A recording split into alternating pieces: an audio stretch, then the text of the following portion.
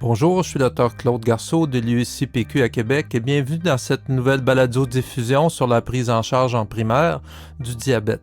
J'ai eu l'occasion de participer à Barcelone au congrès pour l'étude européenne du diabète et dans ce congrès, en septembre 2019, nous avons pu assister à la présentation de l'étude DAPA-HF sur l'utilisation de la dapagliflozin chez les patients diabétiques avec insuffisance cardiaque. Et nous avons donné en primeur les résultats de cette étude lors d'une autre balado-diffusion. Ce qui m'a intéressé particulièrement à cette présentation nouvelle de l'étude est de constater le peu d'effets secondaires que cette médication avait. Il n'y a pas eu d'augmentation significative de l'hyperkaliémie, très peu ou pas d'augmentation de l'hypoglycémie, peu ou pas d'acidocétose. Et en fait, la dapagliflozin dans cette population s'avérait quand même un faible hypoglycémia orale, abaissant l'hémoglobine glyquée de 7,4 à 7,2 %. Donc, du côté des effets secondaires, on avait un profil sécuritaire de la médication. Et ce qui était encore plus impressionnant, c'était de voir que les patients qui avaient reçu la dapagliflozin en comparaison du groupe placebo avait une diminution de la détérioration ou des événements rénaux aigus. Donc, un profil de sécurité intéressant. Maintenant, reste à savoir comment dépister les insuffisants cardiaques en primaire. Et donc, je me suis intéressé à deux autres sessions que je vais vous résumer bientôt. Donc, on sait que l'identification précoce des patients en insuffisance cardiaque est nécessaire. Et pour ce faire, on peut se fier à des signes ou symptômes comme la dyspnée, l'orthopnée, la dyspnée paroxystique nocturne, qui est l'essoufflement des patients la nuit qui doivent s'asseoir pour être soulagés, la prise d'édème ou la fatigue à l'effort. Donc, les symptômes, essoufflement, tolérance réduite à l'effort, fatigue, orthopnée, dyspnée paroxystique nocturne et édème des chevilles devraient être recherchés chez tous les patients âgés diabétiques qui ont déjà une atteinte cardiovasculaire significative. Les signes à l'examen physique sont quand même à la portée de n'importe quel médecin ou infirmière intéressé à la cause d'insuffisance cardiaque. On va rechercher les crépitants, l'auscultation pulmonaire. On peut regarder l'examen des jugulaires pour voir s'il y a une augmentation de la tension veineuse centrale, s'il y a un reflux hépatojugulaire, la présence d'un troisième bruit cardiaque ou de nouveaux souffles cardiaques.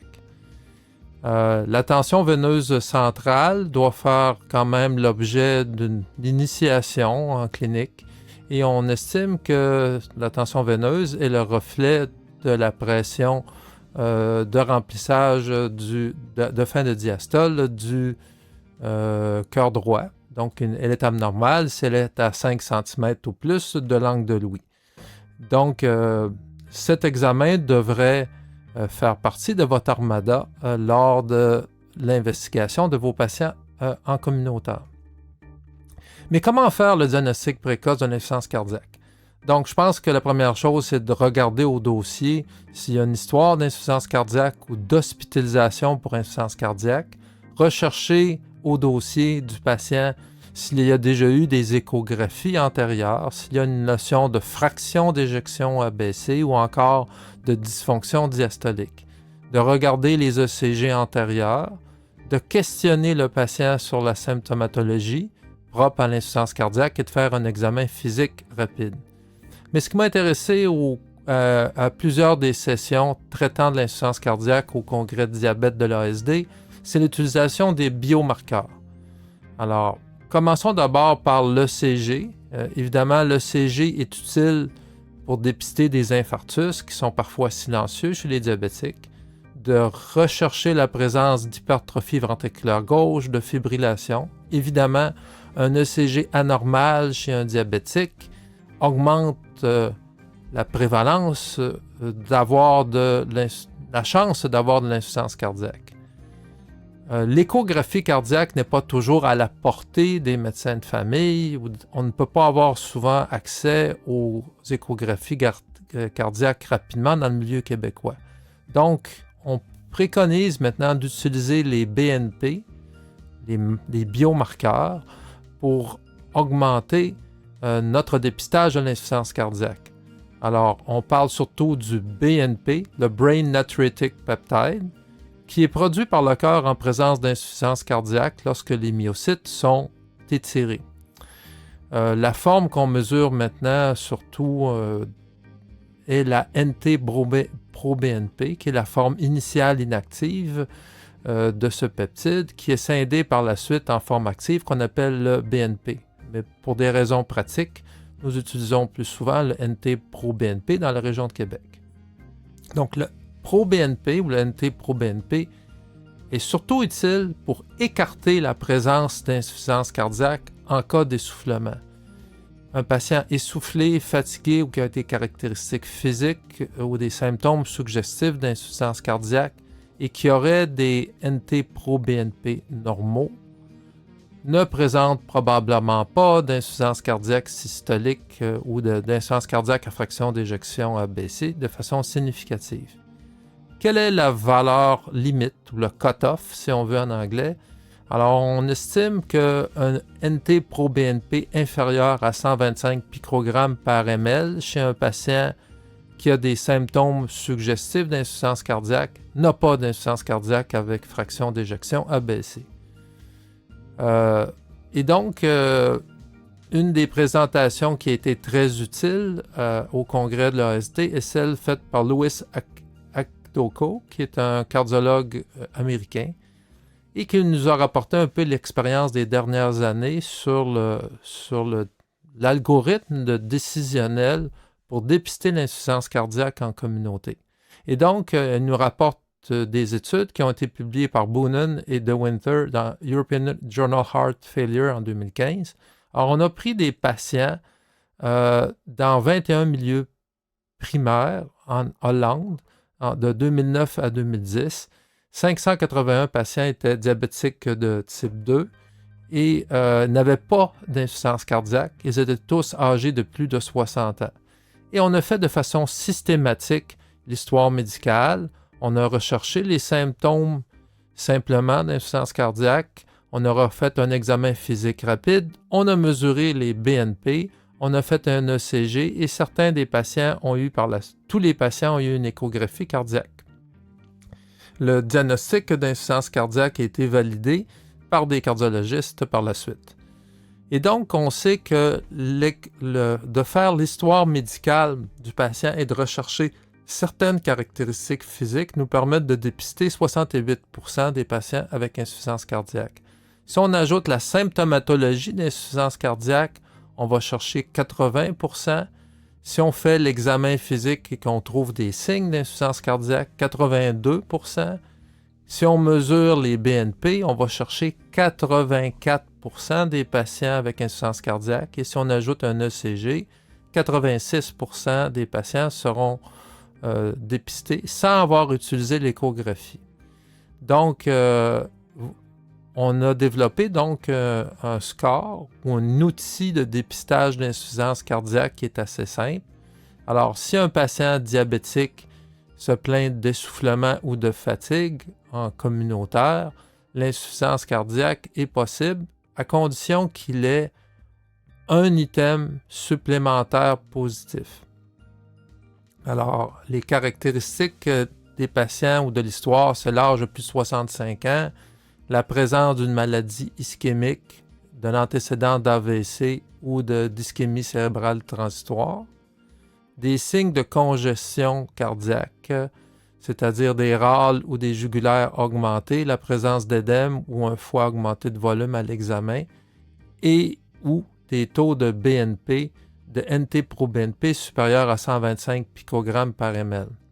Alors, si votre patient qui se présente pour dyspnée ou fatigue à votre bureau a soit les caractéristiques d'âge et de présence de maladie ischémique, ou encore des signes d'insuffisance cardiaque, ou encore NT-proBNP supérieur à 125 picogrammes par ml, ce patient mérite une échographie pour être pris en charge par la suite par une équipe d'insuffisance cardiaque s'il y a présence d'insuffisance cardiaque. Le problème des BNP, des NT-proBNP, est que ce marqueur n'est pas très sensible pour dépister la présence de l'autre type d'insuffisance cardiaque, pas celle de la fraction d'éjection abaissée, mais celle de la fraction d'éjection normale ou augmentée, ou préservée, ce qu'on appelait auparavant l'insuffisance cardiaque diastolique. Le problème aussi de l'insuffisance cardiaque à fraction d'éjection conservée est que l'échographie de repos n'est pas non plus un très bon indice. Et on estime que 18% des patients avec insuffisance cardiaque, entre parenthèses, diastolique ou à fraction d'éjection conservée, ont des taux de BNP inférieurs à 125 picogrammes par ml. Donc, le problème aussi de l'insuffisance cardiaque à fraction d'éjection conservée est que même que précocement, les patients qui sont atteints de cette condition ont un très mauvais pronostic à long terme et la survie diminue rapidement au cours des années. Pour l'instant, il n'y a pas de traitement très efficace dans l'insuffisance cardiaque à fraction d'éjection conservée, influençant le décours de la mortalité ou l'hospitalisation. Mais il est possible que dans le futur, des 2 prochaines années, nous ayons des études qui nous démontrent des traitements efficaces pour cette condition. Donc, on a développé pour dépister l'insuffisance cardiaque diastolique ou encore l'insuffisance cardiaque à fraction d'éjection abaissée, un score qui contient 9 points possibles. Si le patient est obèse, un indice de masse corporelle de plus de 30, il a 2 points. S'il y a une hypertension traitée avec 2 ou plus antihypertenseurs, 1 point. S'il y a présence de fibrillation auriculaire, qu'elle soit paroxystique ou persistante, 3 points. Si à l'échographie, on a une pression dans l'artère pulmonaire supérieure à 35 mm, et généralement ce chiffre est marqué sur l'échographie, 1 point. L'âge, de plus de 60 ans, 1 point. Et une autre caractéristique à l'échographie de repos, les pressions de remplissage, qui sont le rapport grand E, petit e, supérieur à 9, est 1 point. Donc, on a 9 points possibles. À 9 points, près de 100% des patients ont une insuffisance cardiaque à fraction d'éjection conservée. Et si nous avons 3 points, nous avons par exemple 50%. Donc, cette étude, ce score pour le dépistage de l'insuffisance cardiaque à fraction d'éjection conservée se retrouve dans la revue Circulation en 2018. Donc, nous voyons donc que ce congrès nous a montré comment faire le dépistage de l'insuffisance cardiaque à partir de caractéristiques physiques simples, l'âge, l'examen, les symptômes, l'ECG et les pro-BNP ou les NT-proBNP pour mieux diriger nos patients vers l'échographie et vers des traitements utiles. Alors, j'espère que cette série, ce petit cours ou cette balado-diffusion vous sera utile dans votre pratique. Nous vous rappelons qu'au cours des prochaines semaines, nous aurons une série de cours plus complète reprenant plusieurs des points mentionnés ici sur la prise en charge, le diagnostic et le traitement de l'insuffisance cardiaque chez le patient diabétique sous forme de vidéos qui seront sur la plateforme de la Charte de transfert des connaissances et seront disponibles également dans le CIUS de Québec. Nous espérons que ce petit podcast ou cette petite balado-diffusion vous aura intéressé et à la prochaine. Merci, Dr. Claude Garceau de l'UCPQ de Québec.